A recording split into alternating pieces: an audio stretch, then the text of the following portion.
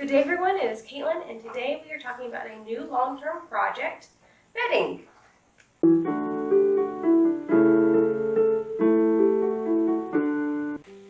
So this is going to be slightly less of a historical project, I suppose, and more of just a historical idea that we're going to make into decorations. So getting married, as I know I mentioned on the channel before, but with that, I would like to, let's start at the beginning. Back when I graduated from college, my dad gave me a hope chest. And I've just kind of filled it throughout the years with baby clothes when I make them. And all my wedding dress supplies that I've just gathered through the years have been stored in there. Historically, a hope chest, if you had one, would have been used to make things like bedding for once you got married. You know, the sheets and coverlets and that sort of thing, like pillowcases and that. And so I figured, let's go ahead and fill out the hope chest.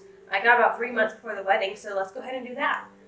So it's going to be modern stuff for like a modern bed set, but historically inspired, and parts of it are kind of historic. So if that makes sense. I don't have all the pieces here with me today. Some of them are still on their way to me. They're still being shipped, but we'll talk about what we can.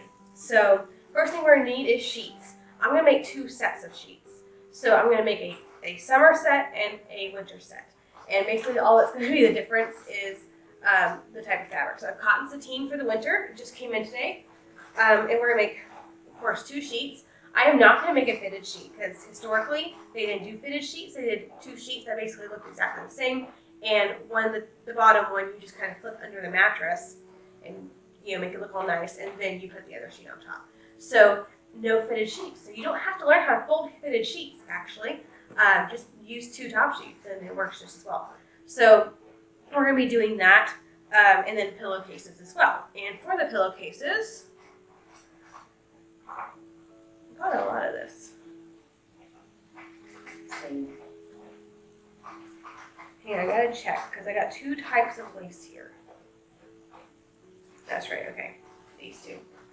That goes to something else. These, I have some vintage knitted lace. It's actually sold to me. It actually says crocheted lace on it. And I'm like, being a knitter and a crocheter, this is not crochet. So it is knitted lace, and it's just vintage, and it's a nice little cream color. So we're going to trim the pillowcases with this. So we're going to make 2 top sheets. Well, what we would call a top sheet, but I'm going to make 2 sheets, 2 top sheets, and 2 pillowcases for the winter. And I have lace to go on the pillowcases, which I think will be nice and pretty.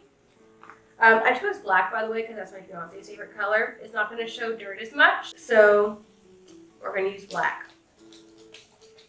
Don't know if that's the best choice, but I also considered red, but I don't like red.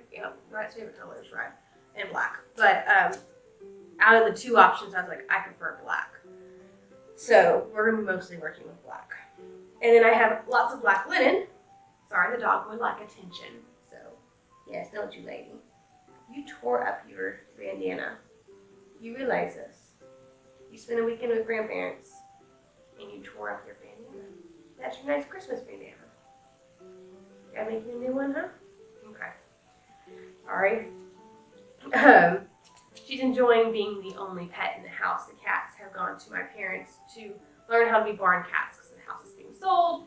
And rather than having litter boxes and all that when the house is being sold, we just went ahead and made them barn cats. And as soon as we get property, then we moved out to our property to be outdoor cats. So she's the only pet in the house right now. Go back to sheets. So same thing. We're gonna do I think we're gonna do summer sheets first before we do the winter sheets. But summer sheets are just black linen. Linen's nice and cool. It's much cooler than cotton. And cotton sateen is a satin weave. So when it's silk, we call it satin wool. The weave is done in cotton, and wool, we call it sateen. So that's a warmer fabric than linen. And so these are going to be the summer sheets. And I have some more knitted lace, similar but not quite the same. For that,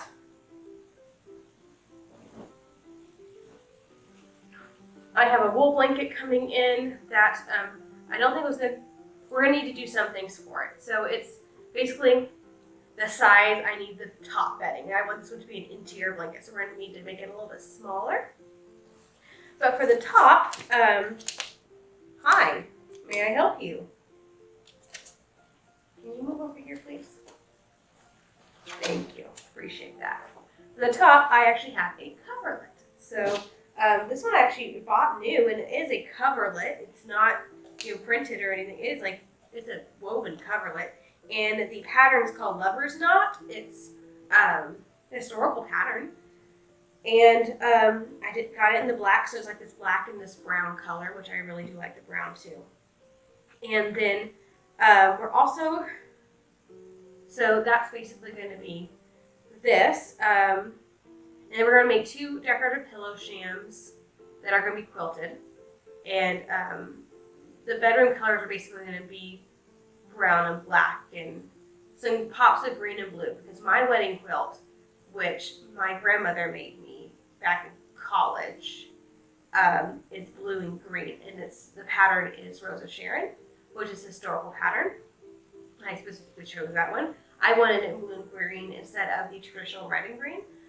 We actually are going to make a historical Rosa Sharon wedding quilt, red and green, for the next for the next series of the long-term project. So I think I mentioned it in the year-end video. We're going to do 2 sets of long-term projects. One's going to be bedding, and the other's going to be wedding dress. Wedding dress is still going on. But this first set of bedding is going to be the modern bedding. It's just filling the hope chest. That's how we're tying it to the historical side of things. And then the next 6 months, or after this, are going to be the historical wedding quilt. I already have the rest of my historical bedding, so that doesn't need to be a whole series, but we're just going to do the quilt. But I already have a wedding quilt, so I didn't really need the modern one.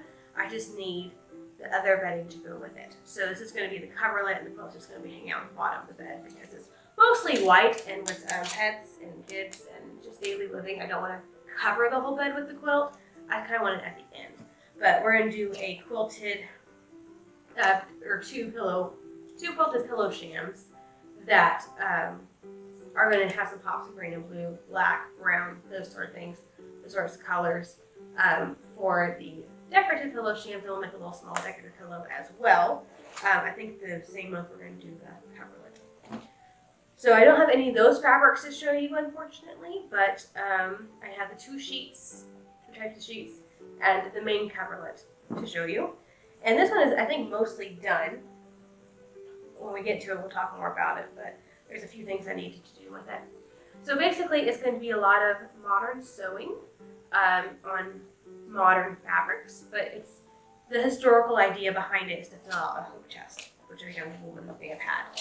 So we're going to go do that this first 6 months, and then afterwards we'll go ahead and make a historical wedding quilt.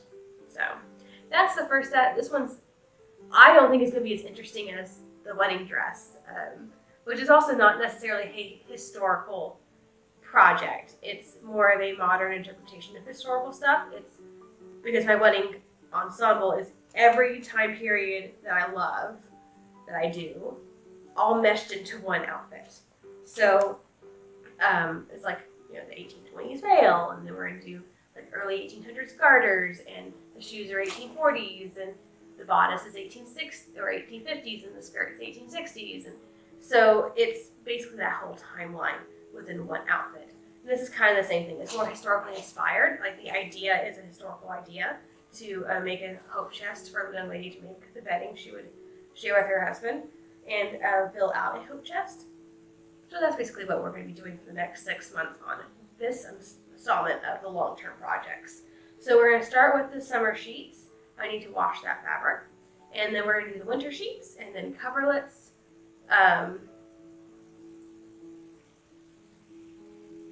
Coverlets and decorative pillows. Of course, this intro video, and then we'll have like a whole video where we take all the things and we put them in the hope chest. Like that's going to be the last installment before we start the historical quilt. So lots of fun things. Anyway, this is really not a doing anything video. It's more of a, this is the project and this is why we're doing it type video. It's an introduction. It's just all it is. So I have some fabric to wash, and then we will start next month with making the summer sheets, which is the 2 sheets, and the 2 pillowcases. I thought long and hard about hand sewing everything, but then I decided it's a modern project. Why am I hand sewing it? I have lots of time periods where I can hand sew whenever I want to hand sew. If I'm gonna do a modern thing, we're gonna machine sew it. So that's what you can expect for the next 6 months on this long-term project vlog, which is just bedding. And that I think is about it. So we will get all that washed so we can go ahead and get started on it. And I'm looking forward to it. It's gonna be a fun little project.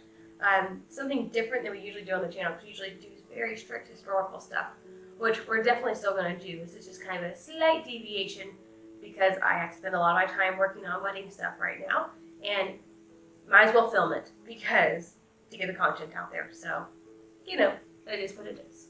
But I'm gonna go ahead and get that stuff washed, and we can go ahead and get started on this next month. Well, thank you so much for joining me today. I'm looking forward to our long-term project.